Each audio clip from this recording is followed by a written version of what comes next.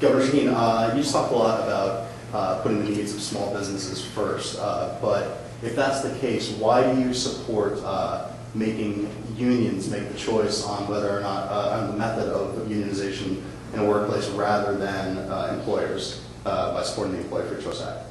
Well, you've heard me answer this question. This gentleman has been following me around for the last several months. He and I have a very different view of how we should deal with employees in the workplace. I don't think we should be pitting workers against employers. I don't think that's a good approach. And what I have said is that I support the rights of workers to organize. And I believe that when they're organized in the workplace, they should make the decision about how to do that as opposed to the employer. And I appreciate that some of us here may disagree on this issue. But the underlying premise of that question and the attacks that you and the people that you represent have been making against me is that I don't support business. Perry? Senator, I just wanted to get where your position on where you stand on the Employee Free Choice Act and why you think it's important for that for small businesses. Well, Employee Free Choice Act, card check, whatever you call it, what that legislation does is one basic thing. It takes away the right of a worker to have a secret ballot in deciding whether they want to be represented by a union.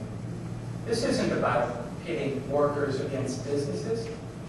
That, my friends, is a false choice. This is about protecting workers. This is about protecting the workers' right to vote in secret. When you go to the polls on November 4th, you're going to have the secret ballot. I want to be elected from a secret ballot. I don't want someone to have to force you to declare in a polling place in Portsmouth whether or not you're voting for John Sununu. Now, I know there's no intimidation. If you were to do that, everyone would be friendly. But let's face it, this is more Democrats than Republicans in the city of Portsmouth. I appreciate that.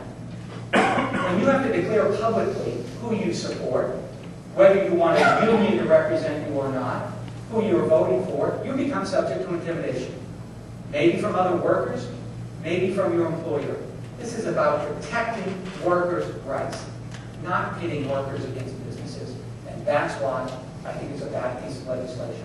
Because I care about those workers, I care about the importance of the secret ballot, and I'll continue to stand for it in the Senate. We have another question over here.